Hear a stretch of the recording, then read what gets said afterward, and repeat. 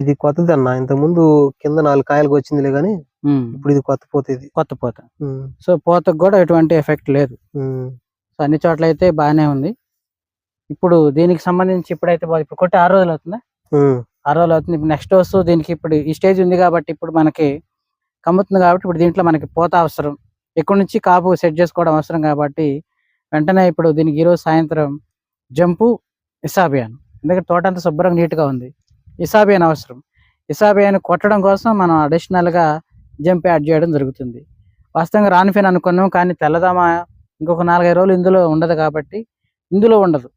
అంటే కొన్ని ప్రాంతాల్లో ప్రాంతాన్ని బట్టి, పొలాలను బట్టి ఉంటది. ఇందులో అయితే ప్రెజెంట్ లేదు. జంప్ అయితే నీట్‌గా ఉంటది. ఇంకొంచెం తోట ముద్దగా బావుంటది. క్వాలిటీగా ఉంటది. ఎక్సలెంట్‌గా ఉంటది.